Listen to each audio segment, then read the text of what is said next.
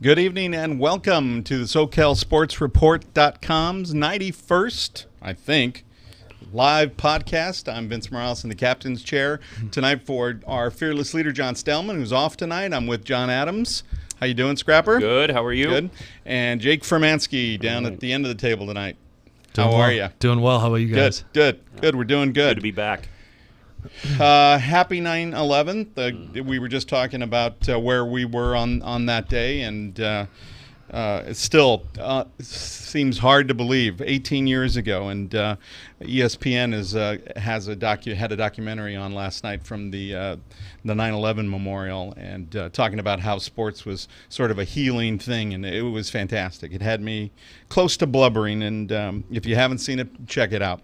Mike Greenberg was the host. It was very good. Very good. So we've got a lot to talk about tonight. Lynn Swann out at USC. For me, that's the big story. Not a surprise, not a shock, but he is out. And also surprising, USC is 2-0 to start the season, and they have found a new quarterback to replace JT Daniels, Keaton Slovis from Tucson, I think he's Tucson. Paradise Valley. Paradise Valley. Scottsdale, Arizona. That's right. Phoenix. Yeah, I went to Desert Ridge. And on the other side of the coin, UCLA Bruins headed in the other direction, off to an 0-2 start. Nobody showing up at UCLA. They're giving away tickets because of what they anticipate as a lot of no-shows or a lot of red when Oklahoma comes in this Saturday. The Rams and Chargers start 1-0. Some good starts there, but some harrowing endings for both of those teams. Sorry about your Bears, Jake. Don't be. And the Dodgers have clinched their 7th consecutive National League West title, and the Angels haven't won a division this year. But we'll talk a little bit about whether or not there is any hope, or if you're seeing anything now that the rosters have expanded. So we'll talk to Jake and John, our resident Angels. At least, Stellman isn't here. You guys have risen to the top. We've got a lot of other things to talk about, sports-wise, sports-related. Basketball and hockey still on the horizon, so we won't talk too much about that. But let's start things off with the Lynn Swann resignation. Again, it was a fait accompli. It was a done deal. What are your thoughts on it, John? Well, first of all, I wasn't surprised that he, quote, resigned. It's, the one thing that I sort of the way Goebbels resigned, yeah. Chomping on a cyanide capsule. Yeah. I hope that, in the future, I hope we go from, and I don't know, what is next? We went from a running back to a quarterback to a wide receiver as your athletic director. Is next an offensive lineman or a defensive lineman? I mean, what's going on? I think they need to look into it and bring somewhat of an AD that's been an AD at a high level school that needs to come in and refurbish this whole thing. Now, again, there's a lot of stuff behind the scenes that's ugly, and I know they have to, and it's the reason why Helton's kept his job, because he goes by the book and he does everything right. Lynn Swann was probably one of those guys too, but I think he was just put in that place to kind of get it there until they found a president that and she's from North Carolina, Carol Folt. And she's actually she's had to deal with some stuff Correct. over there at North Carolina, so she's not new to any controversy or any issues. But I would assume that once they find and just don't make a quick decision here, Right. let's think about it. Let's do our homework. Let's do our research. Let's find the right athletic director. And then from that point on, we can, I would assume that unless Helton wins the Rose Bowl, I would assume that is a possibility that could be a change right there. And I don't know who you bring in. I've heard things about the old Ohio State coach saying good things about the athletes at USC, but that's what you do. You send the feelers out, right? Right, and so that's my whole take on it. I it's not shocking that Lynn Swann, quote, stepped away and resigned. I didn't see him as an athletic director in the first place, to be honest with you.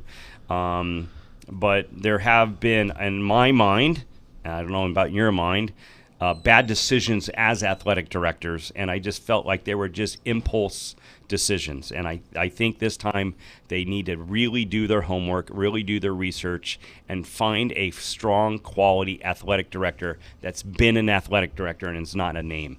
Right. So Yeah. Again, for USC Trojans, Trojans love to keep things in house and bring Trojans within the family and keep them within the family. And Mike Garrett had some good years, but he was a little bit of a tippler allegedly, and wasn't towards the end was not doing quite the job. And the Hayden comes in looking squeaky clean, but it looks like when all of the skeletons are out of that closet, there was a lot of corruption there allegedly. And Swan was I think he's just plumb dumb.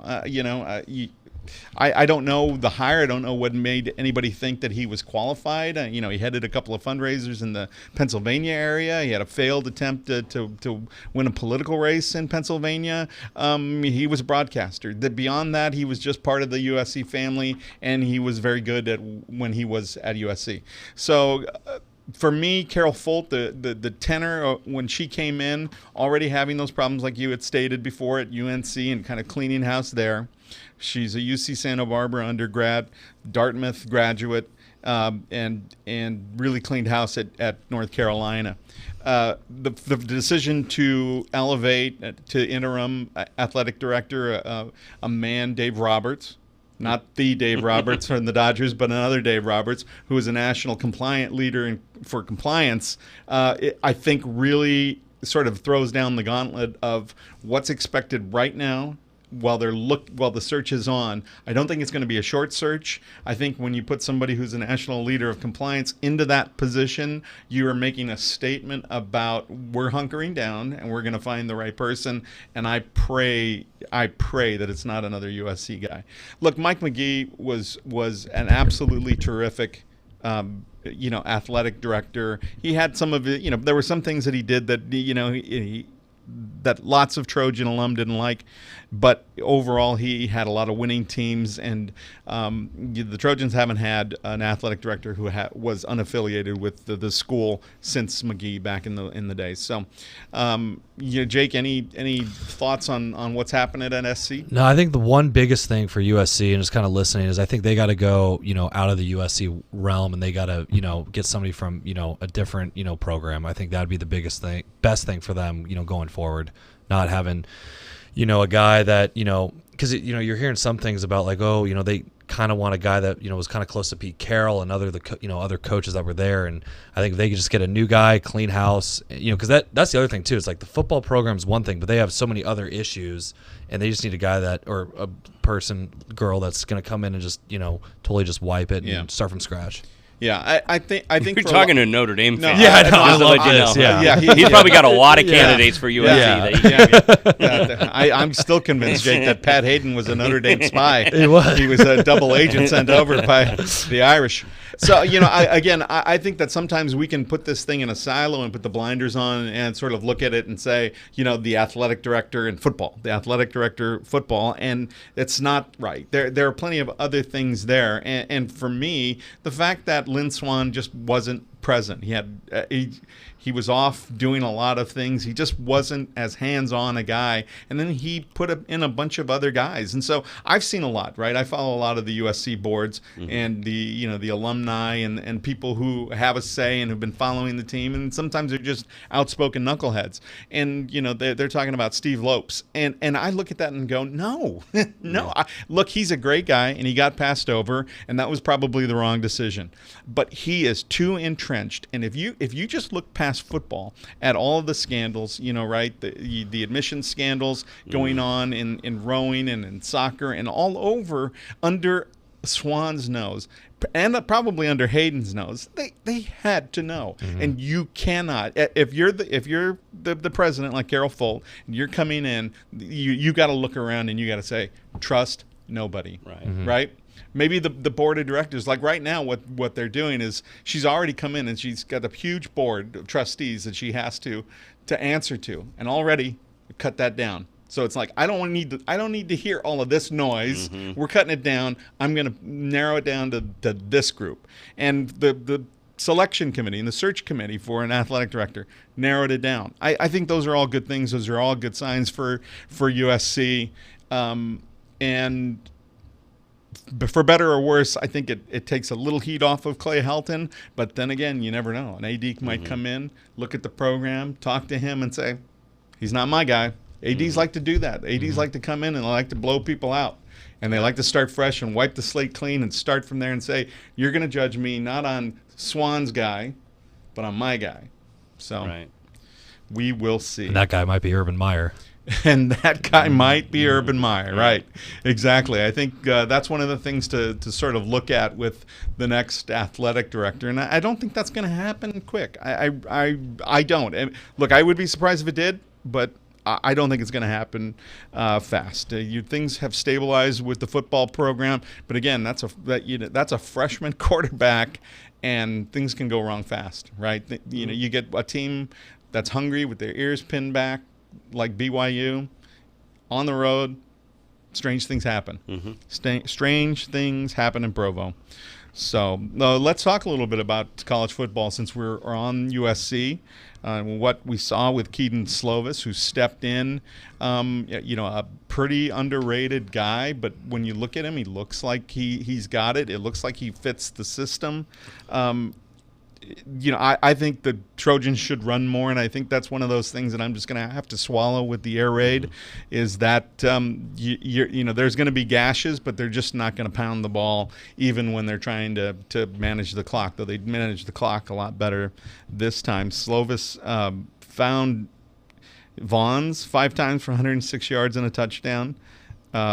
Amon-Ra St. Brown 8 times for 97 yards and 2 touchdowns. The 1 touchdown pass that brought them back into the game, between 2 defenders, and Amon-Ra took the hit at the end. That was a great throw and a great catch, and it was one of those things that after they had been down 17-3 made me go, whoa.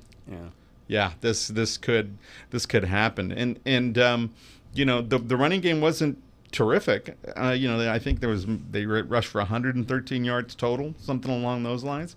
But the defense was great. The defense, stood up. Were you able to watch the game? Yeah, I did. I watched. I think that I watched the second half actually. I agree. The kid looks very comfortable in the system. I think some people that I've talked to around the USC program a little bit mentioned to me that he fought Clay Helton to have JT start. Actually, he wanted to have this kid start right off the bat because it's one of his quote kids, right?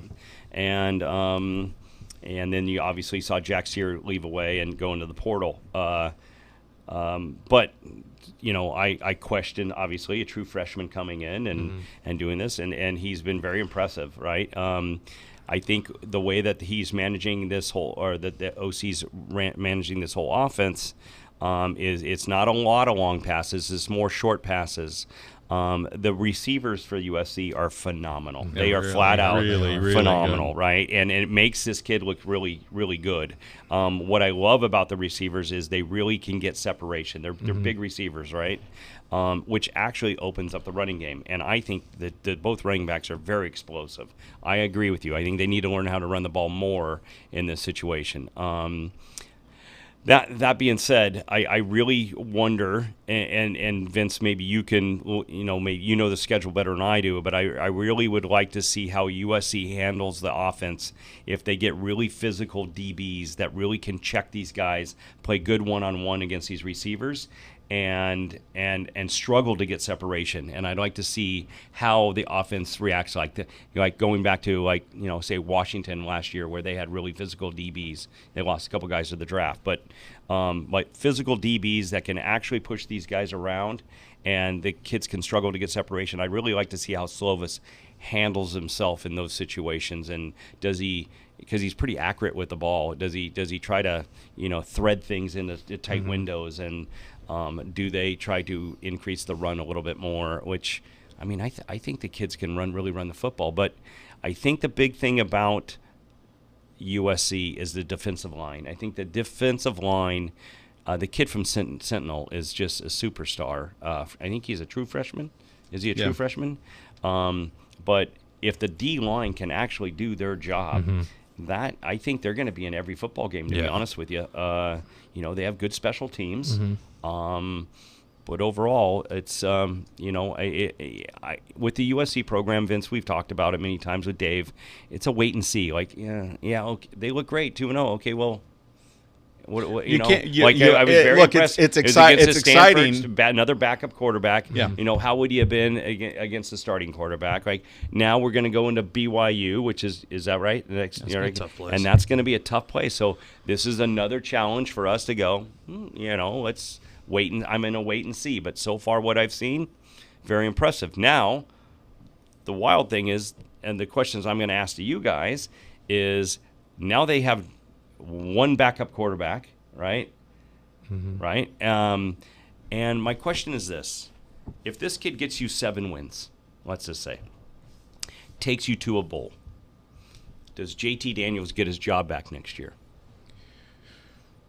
Depends on which 7 games. That's Okay. If 2 of them are a trouncing of UCLA and a good win, Which that's looking very positive at Notre right Dame, now. and a good win at Notre Dame, then that's looking positive too. Then absolutely, he's got to get another look. And the old adage, right? It's like you can't lose your job to injury. Well, that's nonsense. Right. Yeah. That's absolute nonsense. And so you have a kid coming in from Mater Dei, right, Bryce Young, by the way, who has been phenomenal. Is looked unreal from last year to this year, like unreal.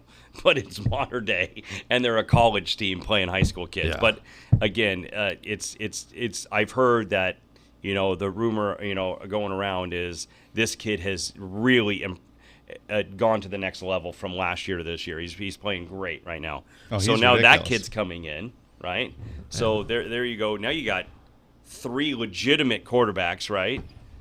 2 from the same high school. Yeah. Right? So that kid probably, does he just come in? Is he your number 3? Or is he going to go red shirt, right? And you try to find somebody else? There's a lot of questions with this quarterback thing, because I think you're going to really have to sell this kid from Mater Dei to keep coming to USC, because he could go to UCLA, because they're not happy with that guy over there at all, right? He could go to another program, Oregon, because that guy down there, that guy up there, he loves the Mater Dei kids and the Bosco kids, right? So I really, I wanted to throw that guys at you. Does JT wake up? And I know what Helton's going to say, and they're going to say, it's nobody jobs, you got to compete for it. You know what I mean? That's the only way you kind of keep the kid there, right? Or he goes right into the portal, right? The new thing, the portal. Yeah. A USC wide receiver just went into the portal. Oh, did he? He was targeted several times. And he caught a pass, I think, and he was in quite a few series, and he then entered the portal. So what is the ruling on the portal? I mean, I thought once you've played in a game, you can't go to the portal. I thought you had to go prior. No. You could go anytime into the portal. You're a free agent. You're a free agent. That's wild. You're a free agent. You can transfer. Again, you'd have to. Now, does that kid sit now? Absolutely. Okay, gotcha. Yeah, he'd have to sit. I think that I don't know if there's a rule that once you're in the portal, you can't play. I think that's more an internal rule where it's like you don't want to play, you don't want to be here, you don't get to play. Right. Yeah. Yeah. But so I don't know the details on that. All I know is that Graham Harrell will tell you that it's open. It's an open competition. Clay Helton is one of the first things out of his mouth was to praise JT Daniels for being such a great teammate. It's like, shut up. This guy's not going to take a snap after a nice for big another win against freaking Stanford. year. Yeah, and this kid stupid. just slung it around at an 88% clip and won one of the biggest games in a long freaking time. It's like, shut the hell up. Stop blowing JT Daniels, for God's sake. Yeah, he's going to be a good teammate. Of course. Yeah. He should be a good teammate. Yeah. So to me, it's Graham Harrell says compete, and Clay Helton says, "Oh, I really love JT Daniels. He was really great. Pat guys on the back." And it's like, and then a bunch of other idiots on Twitter and Facebook, saying, "Yeah, it was after the sideline reporter said that JT Daniels, told Keaton to go, boost his teammates up that he's turning it around." It's like, shut up, shut up. His offensive line played great. It's a pretty damn good offensive line. Yeah. It's going to get tested in the Pac-12. I don't know if this team is a 7-win team or potentially a 10-win team. I said it was a 5-win team because they didn't look great against Fresno, and I didn't know what Keaton Slovis was going to be. I still don't. No. We still don't. It could go sideways. It's been 2 home games. Let's just see what he's like on the road. Yeah. Petros Papadakis, who I don't love and I don't always agree with, said something on the air that really resonated with me. Like out of the since the JT Daniels era, the 2 best games in that era have been thrown by Jack Sears and Keaton Slovis. And the first thing you're going to do is ball wash JT Daniels. Yeah. I hate that. I hate it. Yeah. I hate it. And it's totally accurate, and I get it. Yeah. But because he doesn't want the kid to transfer, get into the portal, and he loses another seasoned quarterback. Trust me, JT Daniels was not great after the script. Once he was off script in the first, threw the pick at the end zone, he was not very good. Yeah, didn't pick up the linebacker blitz. So yeah. I think it all depends too on Helton, if he's going to be there or not next year for the Mater Dei guy, because Mater Dei's got 2 receivers that could potentially go to SC as well. I think one of them might be, if I'm not mistaken. So that's where I think it's going to decide if Helton's there. I think it's going to be interesting what happens, because I think that guy, the Mater Dei guy now could, like you said, John, could go to UCLA. I think there's just because all that turmoil. Yeah. And if I was a high school recruit, I wouldn't be real happy with He probably would fit into that Oregon system very well, too. I've seen some very good things from this team, but Stanford is down. Okay, so it's that's okay, right? I'm still going to enjoy that win. Graham Harrell called almost a perfect game, right?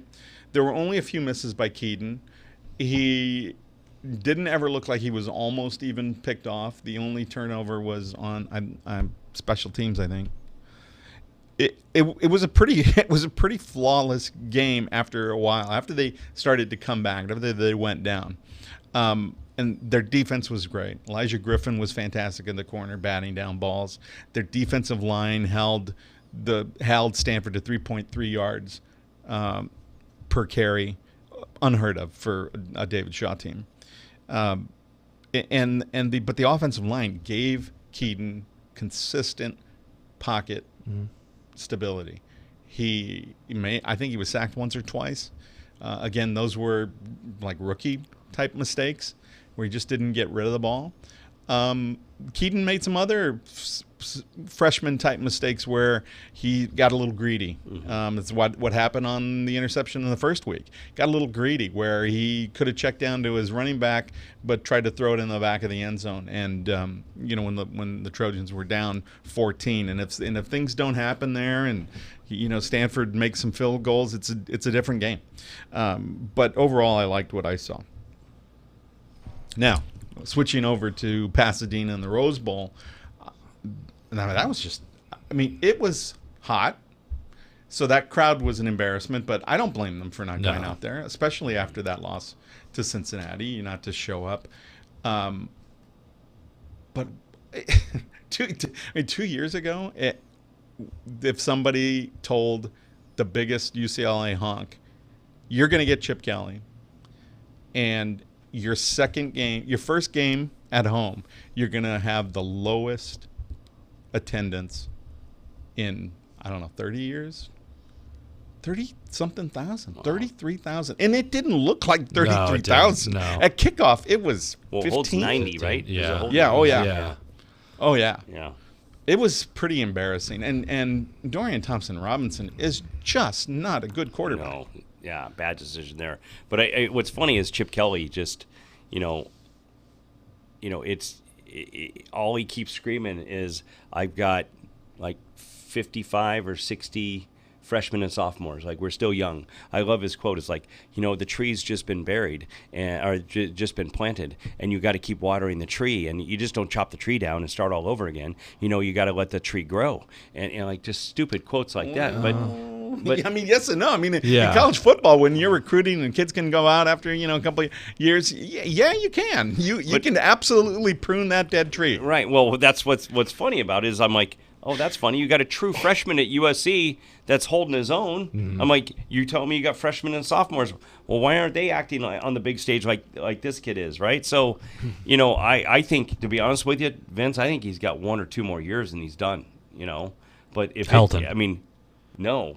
Chip Oh, Kelly. Chip Kelly. Sorry. But I think the crazy thing about it is, I mean, he doesn't have any wow factors coming in. These freshmen and sophomore, they're not wow factors, and I wonder if, you know, he is going to a UC system, and Oregon maybe might be a little bit lenient on, you know, who they bring in, you know, GPA wise. I have no idea, but it's not clicking like it did at Oregon, and you know, I think if you have to give them 1 or 2 more years to say, well, that kid that was a freshman is now a senior, right, or a junior, but I don't know how much longer a guy like Guerrero can hang on. No. And you know, on a positive note, I want to bring this up, you know, because you guys know that I'm really close to the Pasquale family, and Nick Pasquale was a walk-on at UCLA, and then I got to give it to Chip Kelly. He's really embraced the story and everything about Nick. The Pasquale family was able to go up last couple weeks ago, and what they've decided to do was the kid who walks on and makes the squad and really kind of defines what Nick was all about, of hardworking and a team player and passionate about, you know, having the team be successful and working with the coaches, is going to wear Nick's number, which was pretty cool, 36. It's very cool. And then they will give out a Nick Pasquale award at the end of the year to the I don't know what you call it, the kids that are on the practice squad that have to go against the A and the A offense and A defense, and the kid who is the one who, you know, wins that award will be it's going to be called the Nick Pasquale Award, and the Pasquales will hand that over. So really cool little award that they have. They want to keep Nick's story and his passion alive in the program. So I know you guys didn't know about that, so I wanted to throw that in there. That's So very that's cool. awesome. So Very there's cool. there's a positive about Yeah. UCLA. Yeah. There's positives. Yeah. And I think, and look, and I'm not trying to be facetious. I think it's a good way to nurture, you know, those guys who come in who are a little undersized, who, you know, it's not about, right, the size of the dog in the fight, but the size of the fight in the dog, right? Yeah. So you definitely want to nurture that, and I think that's a way to do it. And again, look, I'm not trying to be facetious. All I'm saying is that UCLA is not that legacy blue blood football program that their fans think they are. And you know, I've been touting the stat around, which is, you know, Kelly's first full recruiting cycle in 2018, Bruins ranked 19th, but only landed one player ranked in the top 150 nationally. Then it got worse in 2019, right? Class finished 40th nationally and featured just one player ranked in the top 400. You are not going to win in the Pac-12. And I think that was the that. tight end And from you need Mater Day or something is the only You kid that need came more in. overachievers. You need more overachievers and kids who are going to give you heart and not complain about a hot day against a team that you should have probably run circles around. San Diego State's pretty good, but it's an off year for them. Yeah. Right? I mean, that's a team that only managed 6 points in their first game of the season. And there were just not a lot of good things. And this system just doesn't seem to work. No. Or it's the quarterback that doesn't know how to work the system. You know, I don't know.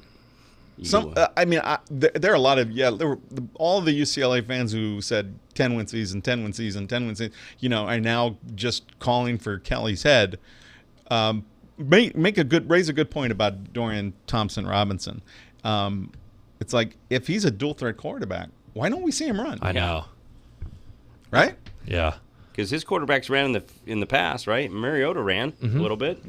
Wow, that was a big. I mean, that was one of the things that was the hardest thing to defend. I know during those years when Oregon was so good, and there were so many of those quarterbacks. It was that dual threat ability, and it was one of the things that kind of scared me about Dorian Thompson-Robinson, and yet it's what is he running, like this modified pro system, right? Yeah. Very complicated system, and now that's what they're bitching about now. It's too UCLA, much. it's just too much. It's too involved. It was one of the things that I think Rosen sort of complained about, a couple of years ago, that it's just, it's too complicated. I'm not. I'm here to play Josh football. Rosen's in a happy place Oh, right now, yeah. isn't he? Poor bastard. Holy cow! Yeah. I think he'd rather be back at UCLA. Yeah, right.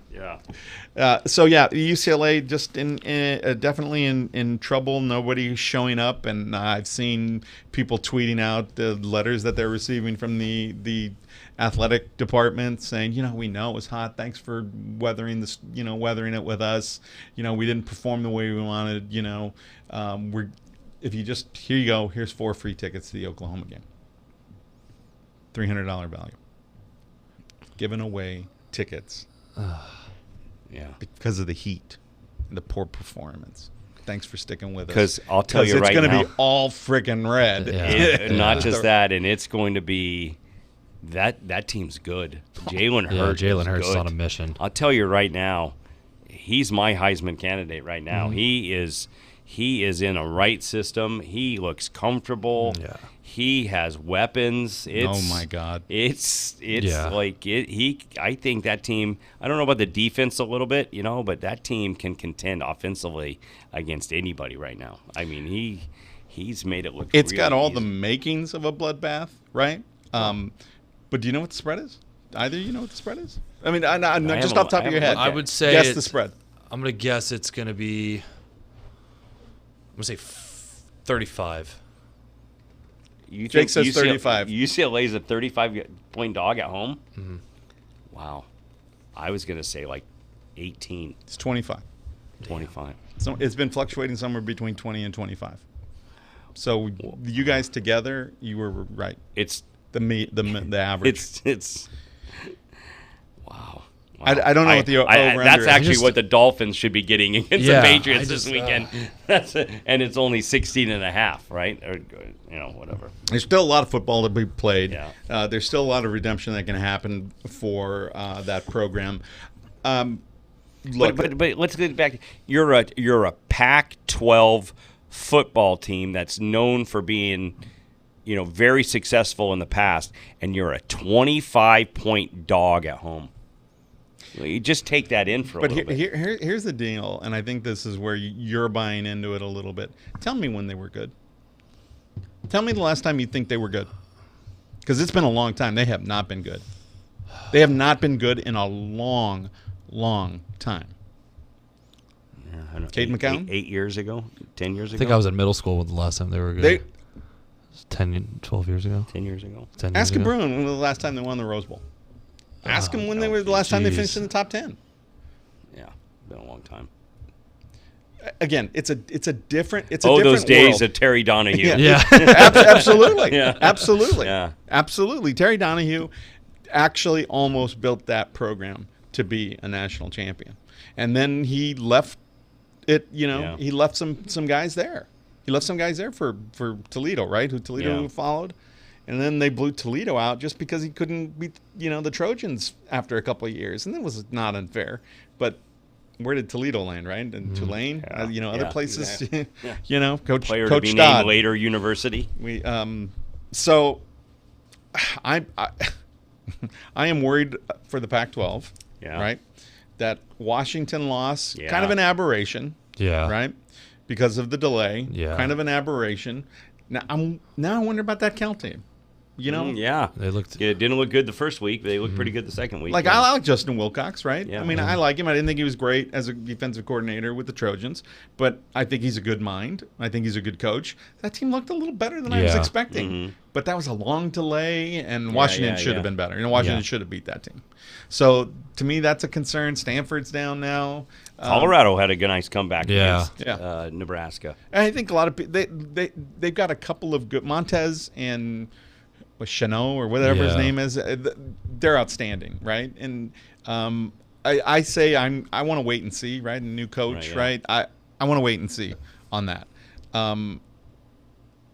Look, again, USC could lose to Utah. They could lose to Colorado. Yeah, I acknowledge all of those things, but I don't think Utah or Colorado are very high.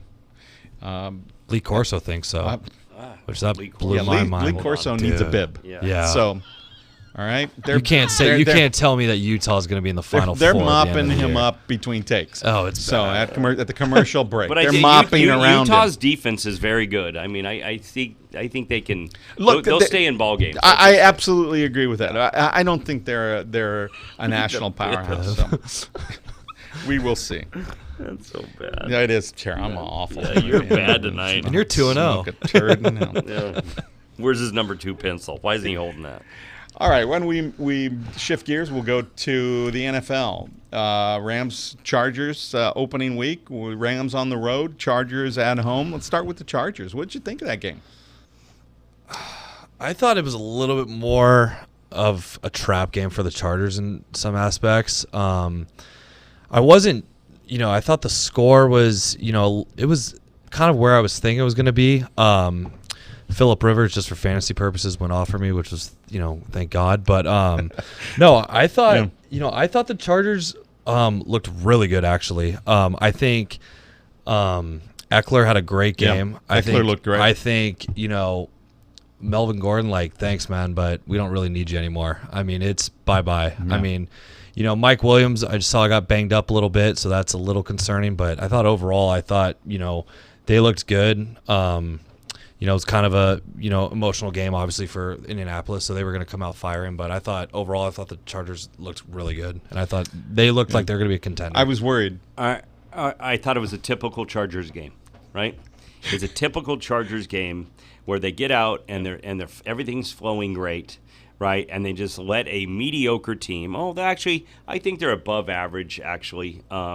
Team that could surprise people, right? I think the Indianapolis team is more like the second half Indianapolis than the first half. But and there you are controlling the whole game and then letting a team and playing down to them and letting the team get back. I mean, it's just they can't win in that stadium, right? And you're and by the way, you got an Indianapolis. They don't travel well, so it's going to get even worse from now when you get the Denvers and the Kansas Cities and the Raiders to come in here. I mean, they travel well, right? So there you are. You really have a home field advantage.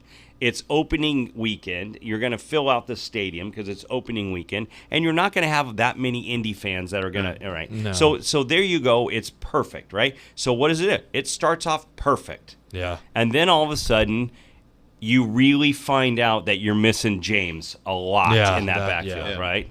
And that guy was flying all over the field last year, right?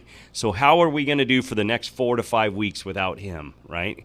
That means the Bosas and the Ingrams these was good, but they got to play the whole entire game, and they need to get pressure on these guys, And so,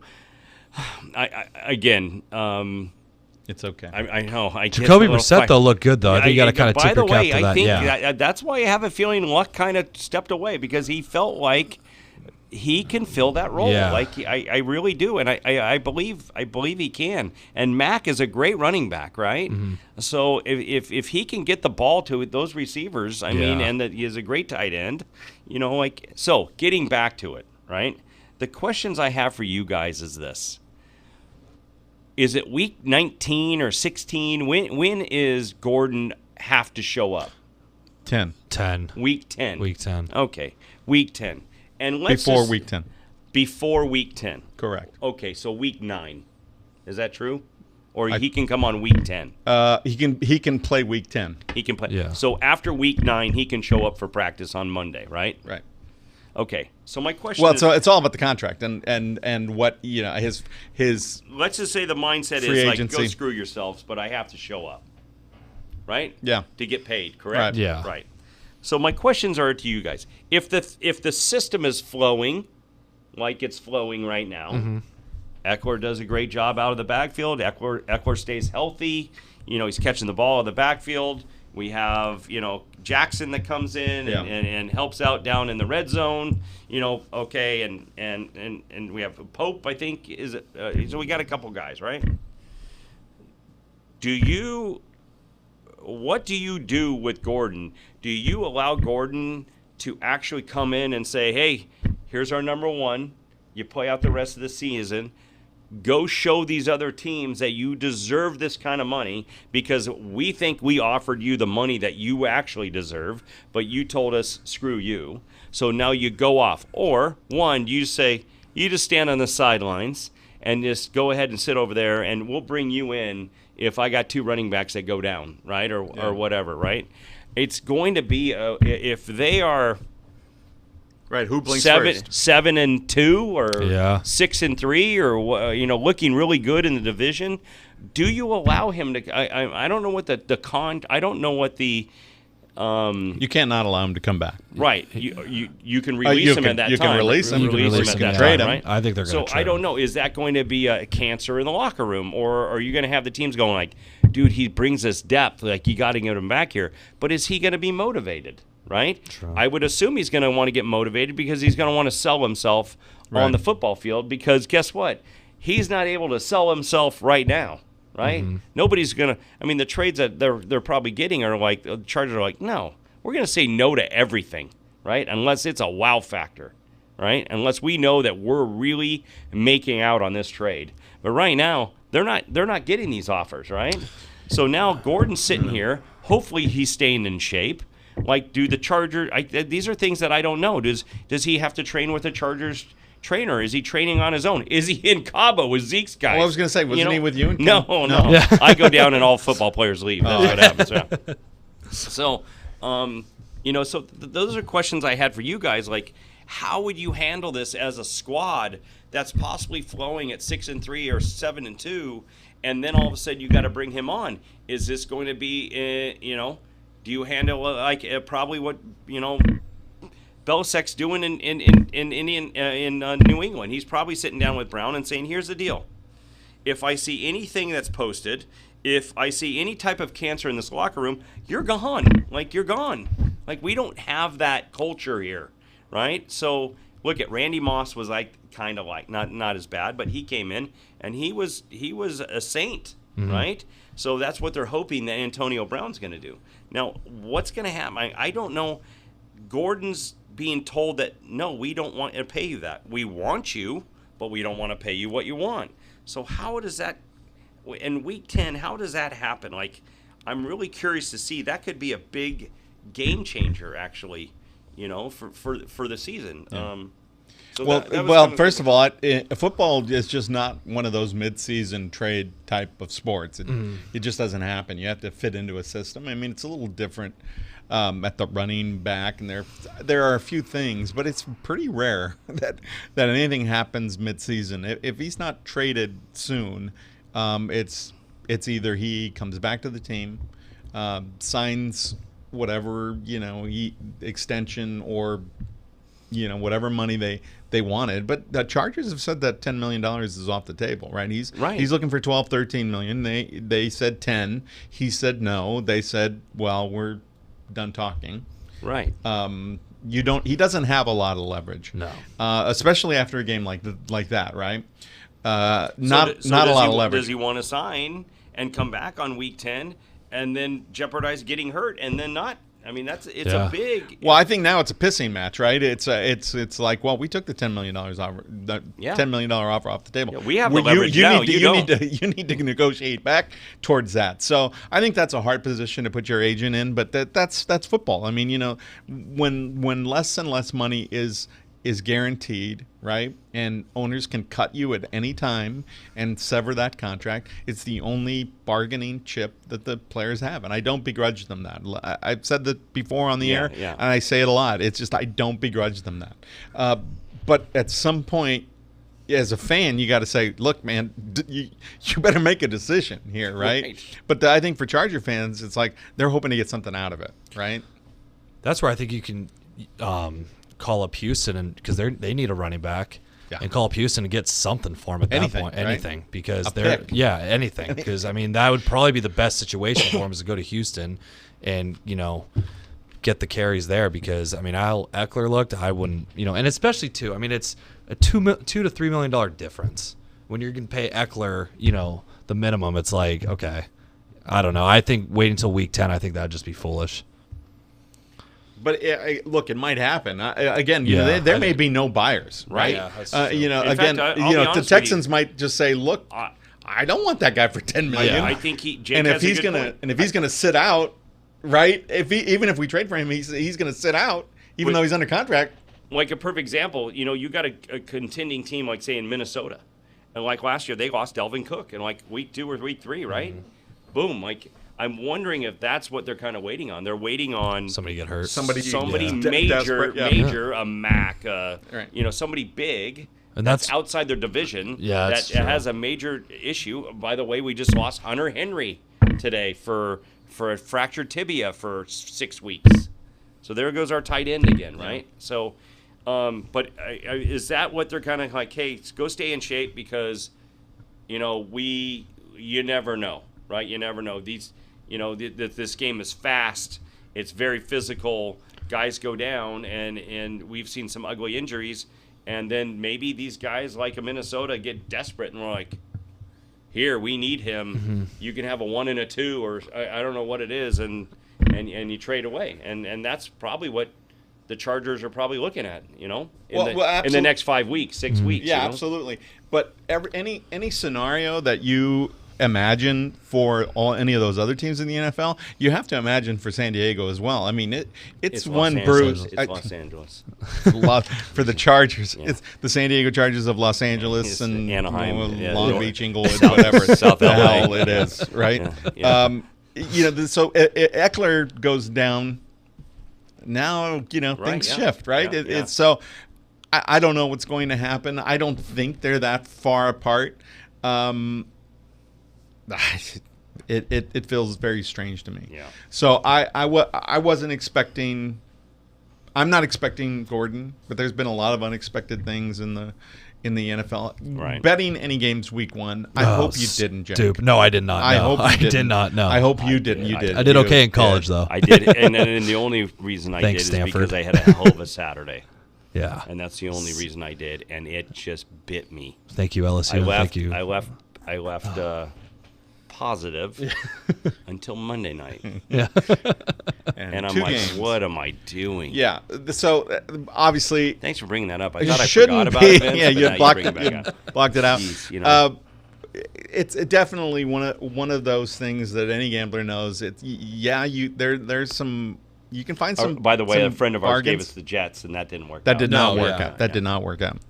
Yeah. That was not good. It looked like it could there for a while, and then they rallied. And I actually thought, and I know we're going to talk about the Rams, but I actually thought that the Rams not playing any starters for all those weeks, I thought for sure they would start out slow. I knew that they would contend. And by the way, and I'm going to just go ahead and go on to the Segue. Rams, right? Segue into that. Carolina was just going through them in the very first Oh, part yeah. of the game, McCaffrey and looks then they unreal. fumble the ball on the 25 or whatever, and that just took the air. And but I was very impressed with actually the way they played. I mean, for not having any of Right. these starters, Gurley looked pretty good. Especially to go to Carolina and win too. Right, and I that's mean, that's a tough place to win. yeah. And I thought the Rams would actually start off a little slow, but it could have been a field goal at the very end or something like that to win that game. But yeah, so I was very impressed with that win actually. No, it was a good one, and one of those again also sort of a trap game where it sort of looks like here are the NFC defending champs, and they're going into and here's Cam Newton with a chip on his shoulder and McCaffrey, but I think for any team that's playing Cam, he just can't throw the ball at the top. Yeah, No, he doesn't look He healthy just at can't, all. he does not look healthy. I mean, he is still recuperating, and he doesn't look like he has fun out there. No. He doesn't look like he's. He looks like the he's- UCLA's He's quarterback. in slow mo. He's more into fashion than he is Yeah. into being quarterback.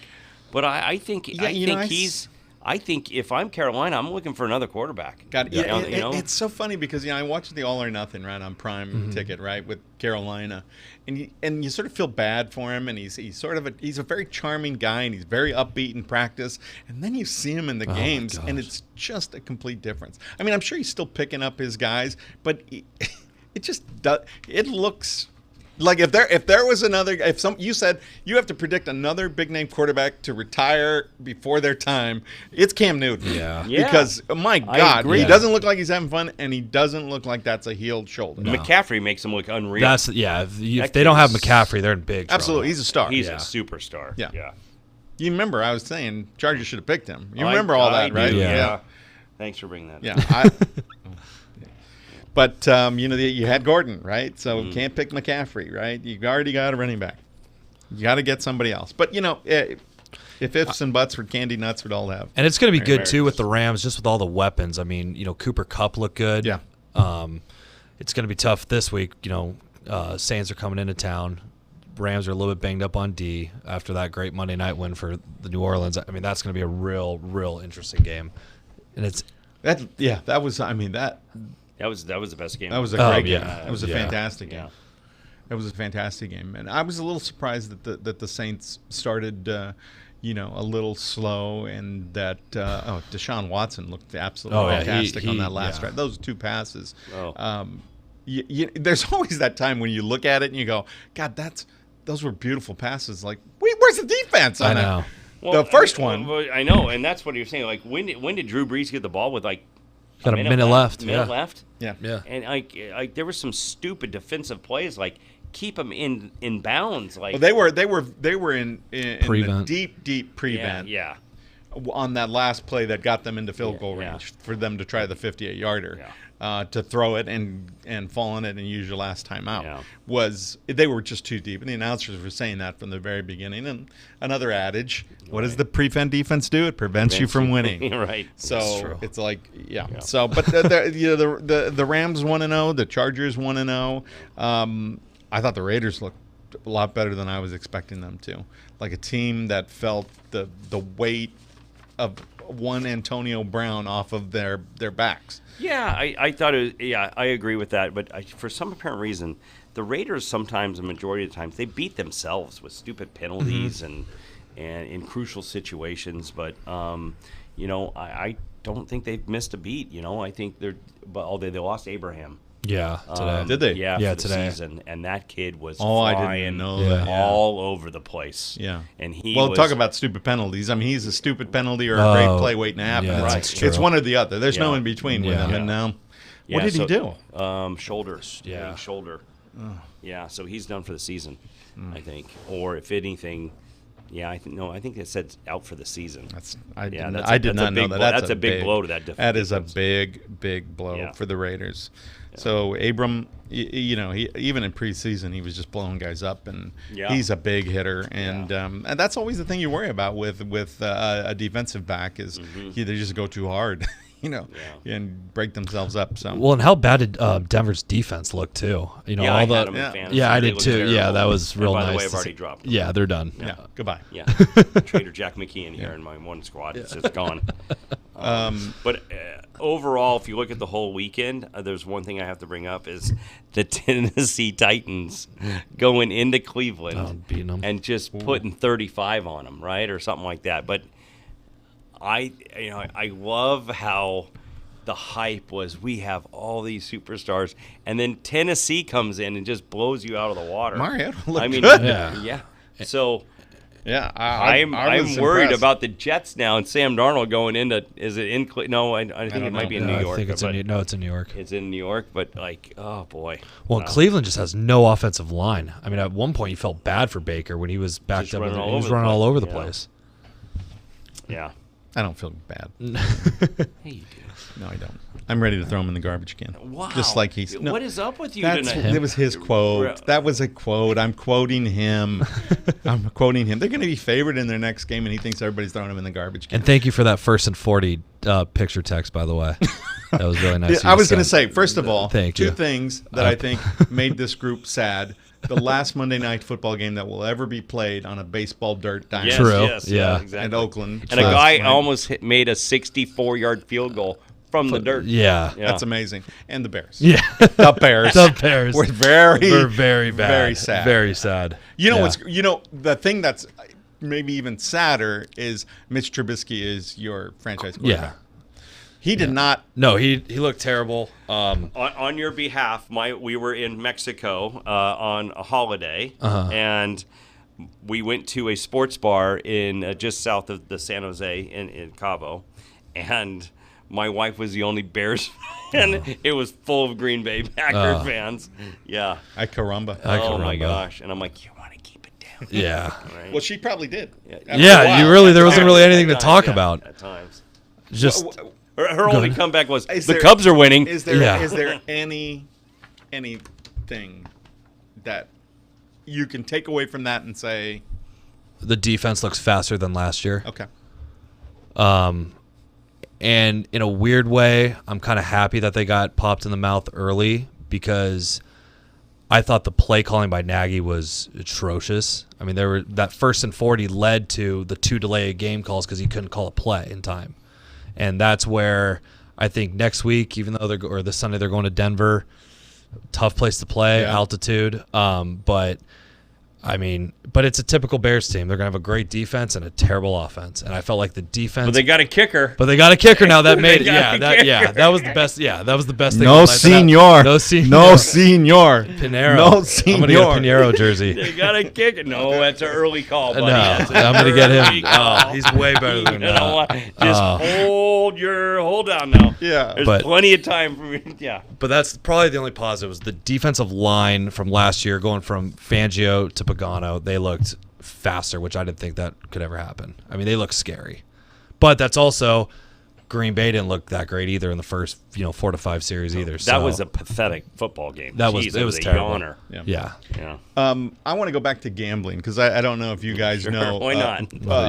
Have you heard the term points betting, and do you know what's going on with this? So it's a little like stock market sort of thing. Just a live betting? You bet on a game, right? And let's say the spread is 6.5, and you lay 6.5 minus 6.5, and you have an account with offshore, whatever, or now in New Jersey because they have this, and so they're taking these bets. And for every point over, you start to make money. More money. So a guy bet $30,000 on Jacksonville, I think minus 6.5, yeah. and he ended up making like over $500,000, like $600,000. The problem is that it goes both ways. Yeah. That he could have lost that money if it were to have gone the other way on him. So you're betting points. Wow. Right. So it's a very sophisticated system, and you obviously have to, just like you would if you were buying stocks and there's a margin call and they say, look, we've been floating you the money to buy these stocks, but now we're calling in our marker. Just the way they would do that on a stock, they do that on this. So if this guy if it had gone the other way on him, they call their marker. I hate to have Northwestern against Stanford when that got flipped. No, yeah. Nah, what are you talking Yeah, about? that's not good if we're going to bet the Hawaii Cal game at 9 o'clock at night You either. got to have a lot of money to do that. Oh, that's crazy. Absolutely. though. We're That's talking interesting. silly money. Anyway, my advice to both of you: no points betting. No. Thanks for bringing it up. Yeah, I had no. idea But it's about very it. interesting. You'll probably hear more. I'm going to about bet 10 cents. Yeah. And as gambling, is legalized in more and more places, you're going to hear more stories like this, right? It's just because it's just good. It's just good publicity. So somebody that bet Tennessee made a load. Probably, Oh, yeah, yeah. absolutely, Yeah. absolutely. Wow. You can, but it can also go the other way on you. So it's not just it's a high risk, high reward You type better of thing. believe it is, Yeah. So, but again, for me, That's do you That's remember? a heart attack waiting to happen. Do you remember when we were growing up and gambling? It was almost impossible to find the spreads in a paper, right? Oh, yeah. LA Times for many years refused You're right, yeah. to print spreads. I think they the said it's Register not. did it first, I We're think. we're the LA Times. We are even we're a local paper. Hello, come in. Hello.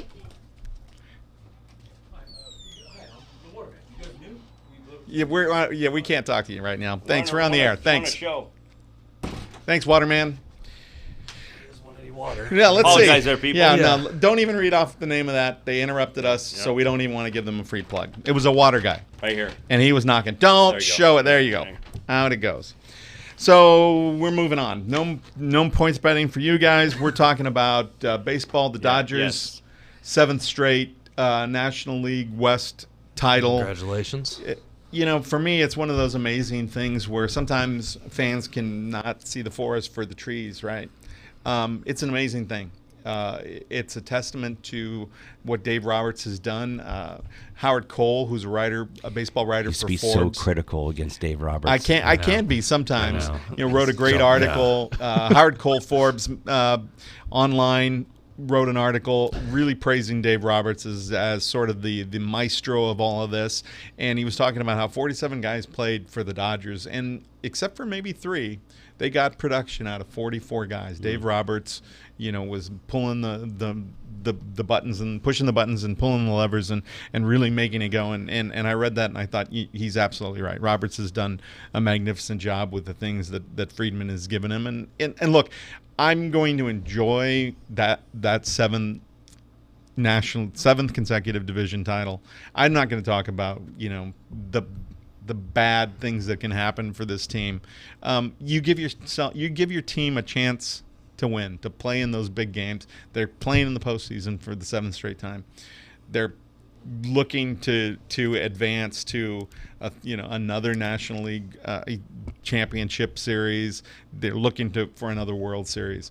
Any of those things, that's all gravy, and I'm going to look back, and it's going to be disappointing if they don't make it, but what a magnificent team that they put together. It's pretty damn good. Yeah, I one of these clinching like this so early, right? It gets to me where this is where a manager really is going to really make his money. And what I mean by that is, yes, give the guy, now you can start to rest some guys, right? But again, you want to be firing on all cylinders ending the season, right? You don't want to be too lazy going into the last, week. So, yes, you give your guys some rest. You get some guys some playing time, some of these new guys. You never know. You might need these guys in pinch-hitting roles and, stealing bases for you, whatever, filling roles for defense, all the strategic thing that you need to do. But, and again, what you like about it is you can kind of rest your starters and kind of get them in just bullpen works and stuff like that.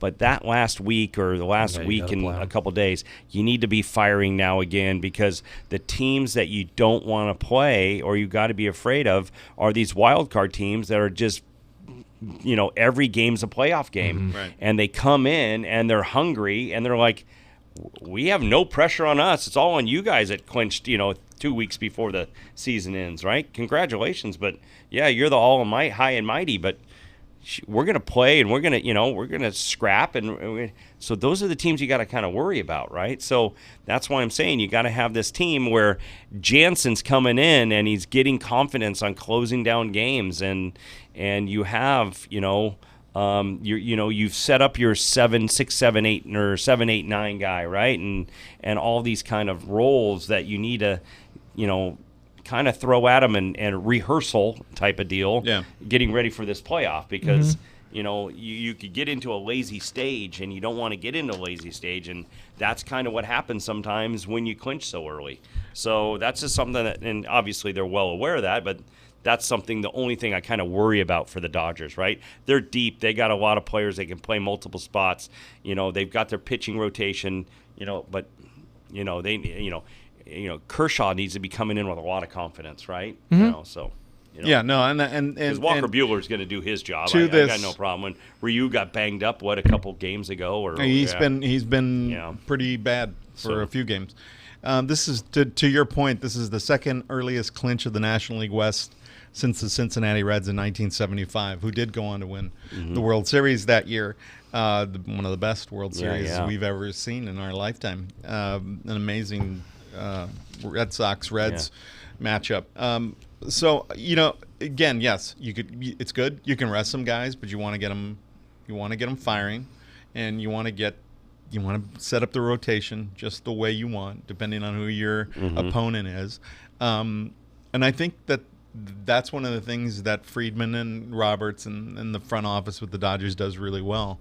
To me, it's not. This is the best rotation. They got a 3.12 starting. The starting staff is a 3.12 ERA. The bullpen, much maligned at times, still has one of the lowest ERAs, bullpen ERAs. It's not going to be about the starters. It's going to be whether or not those pieces in the bullpen can do it. And I think we'll see over the next couple of weeks if what the Dodgers are going to be doing as far as situationally, if they're going to change that up. It was always like, we're winning the ninth inning, it's going to Kenley. If it's a save opportunity, it's going to Kenley. I think that those are the types of things that Roberts might experiment with a little bit over the next couple of lefty weeks. Versus lefty. Yeah, and maybe go a little more situationally. Because Kenley hasn't been sharp, and he is certainly not a 5-out guy anymore. Postseason 5-out guy. Yeah. He's not a 4-out guy. And there are times when I think that he's not even a 3-out guy sometimes.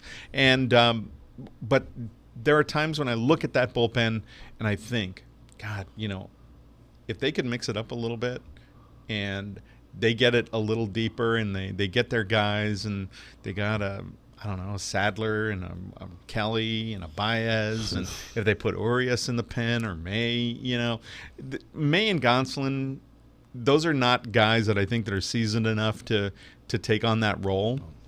But if they can help set you up and bridge it and get you fewer outs, and then Kelly and Baez can work a little magic and get it to Kenley. We need a lot of runs. I mean, I look at the whole situation when it comes to both leagues, and I think the Dodgers probably have the easier path to the World Series. Yeah, without a doubt. I think that Yankees-Houston game can be, if that's the way it's going to go, it could be insane, right? But I'll tell you right now, I would love to see it go back to what it used to be, the Yankees versus Dodgers. I mean, that would be very, very fun to watch, right? But I'll tell you right now, Verlander to Cole to Greinke, Greinke, and you got Miley right in there also, right? That is crazy good. Yeah, that's right. That is crazy good. It's unfair. And they're throwing up 20 runs. Sometimes. 21 and 16 in back-to-back games. Yeah. They also gave up 21, yeah. Without Correa either. Without some of their pieces, are hurt. So, I mean, if I think the Dodgers are in trouble if Houston gets to the final, it gets in. But if the Yankees get in, I think it could go. But it's just about the bats, right? Jeez Louise, the offensive power in the American League is insane. So the Dodgers have actually been putting up a lot of numbers too. So I just think I would love to have it. I hate to say this, but I'd love to have it be the Dodgers and the Yankees. Even though I think, boy, that rotation could just get Houston right into it real quick. So I just question about the mid relief to relief with Houston, but that would be great to see the Dodgers and the Yankees in the World Series. I think, and I did this on his behalf. I picked the Yankees to win. Thank you. The reverse, the reverse curse. I like it. The reverse jinx. I love it. Look, I look at it. Atlanta is the Dodgers have home field advantage in the National League right now, but the Braves are 3 games back. Dodgers are losing to the Orioles, and maybe have even lost to them tonight. I'm not sure what Atlanta's done. It looks like they may have lost 2, so they stay 3 back. But that gap can be bridged pretty easily, especially if you're resting guys like the Dodgers might be. We'll have to see what the Braves do. Look, if the Dodgers happen to lose to a wild card type of team, or it's going to hurt. But there's a tough road to hoe. Top of 9, Baltimore 7, Dodgers 2, Atlanta 3-1 over Philly in the top of the 8th. Milwaukee losing. Christian Yelich. Yeah, they're done. Oh my gosh, that was sad. Washington's winning 5-2 over Minnesota. That's one of the other team. Yeah. You gotta. No, Minnesota, Houston, Yankees. Cleveland too could be scary. Yeah, absolutely. They're good. Yeah. They're playing our. By the way, we don't need to talk about the Angels. Don't worry about it. They're losing. Have you seen 4-1. anything at all from anything that's happened? Anybody you look at and go, that guy might I guess help my us. only question is this. No. Here's my only question. If you sit Trout for the rest of the season, does he win the MVP still? No, LeMahieu would get it. You think so? Yeah. Why? Because the the East Coast reporters are already kind of giving him votes regardless, just because of all the injuries the Yankees have had and the numbers that he's put up. Trout could potentially be a last place Angel team as they're going right now. Seattle could catch him, which is scary. Yeah. I just think if they sit him, I think even though Trout's having a great year, average wise not, but home runs and RBIs he is, I think they would give it to LeMahieu. I really do. But he's leading in almost every I know. category, right? I know. I think except for batting average, right? Or average. Yeah. I think this is where that sort of dividing point comes, where there's an argument, and it's like it's just that one word in the middle: valuable, right? How valuable is Mike Trout to the Angels? Well, they pretty much suck. They suck without him. They suck with him. They're not very good. Okay. Who are you? Yeah, I know. I'm pretty rough tonight. Really, yeah. Holy cow. Yeah. You like it that way. So Interesting. that's what I've heard. Yeah, wow. But there's that dividing point, right? It's so most valuable. Is he the most valuable to his team? Probably not. I think that the Angels would be way worse off. But is he the most outstanding? Absolutely. Yeah. He's the most outstanding player. And if you just change that one word, right, instead of most valuable, and you made it the most outstanding, it's Trout. It's Trout all day long. And we don't even have to talk about what the value of LeMahieu So is to the Yankees. LeMahieu the most valuable player in the Yankees? They've got superstars all over the I field. think that there's a lot of East Coast people who will tell you that LeMahieu is more valuable to the Yankees and has proven to be more valuable to the Yankees than Trout has. But it's still, it's not. That's not what the vote is. The vote is the most outstanding player, even though it doesn't say most outstanding. It means most outstanding, right? And it's not always how people vote, but that's what it should be. It's Trout. It's Trout. It's Trout, right? Yeah. No, it is.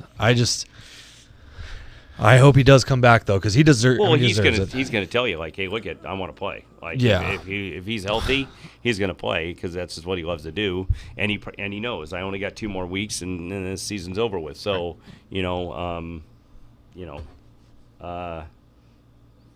so I don't know. I still think he's got enough behind him to win that award, but.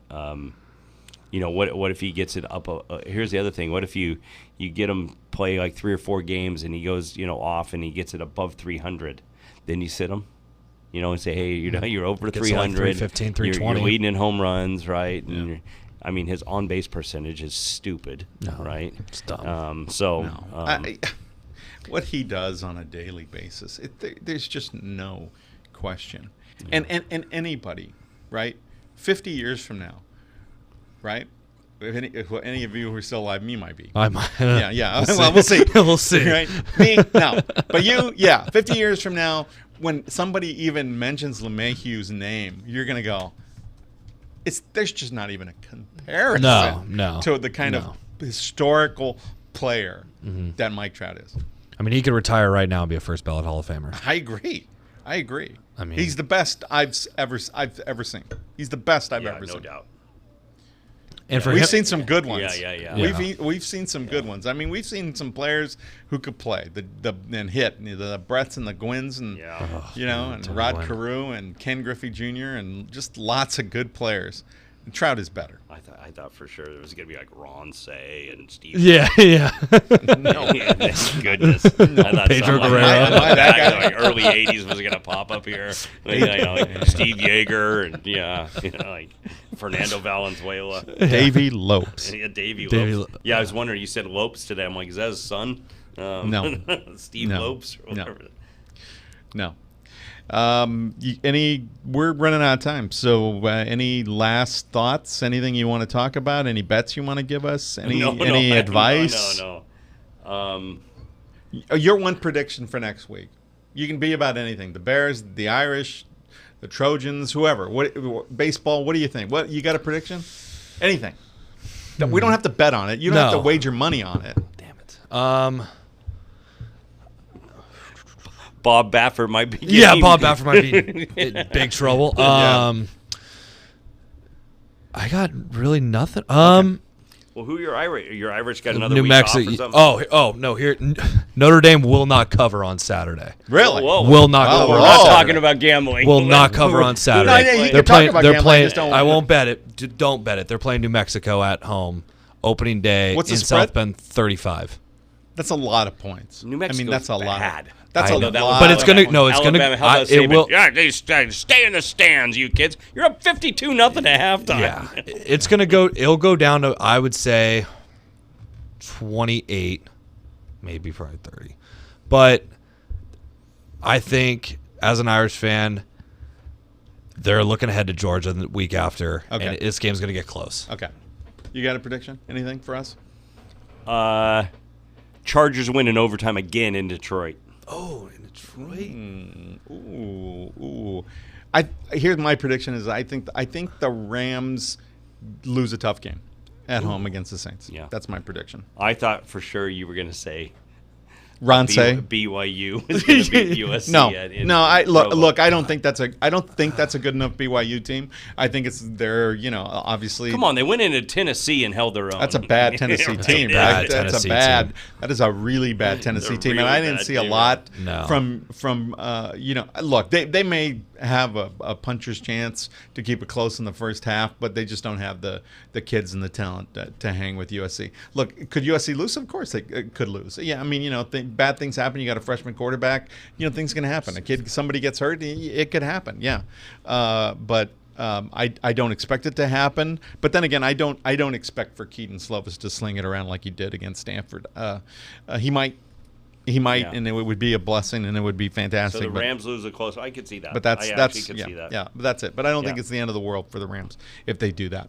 So those are our predictions, and John Stelman hopefully the captain will be back in his chair next week, and for the rest of us, that's it for tonight. Good night. Peace.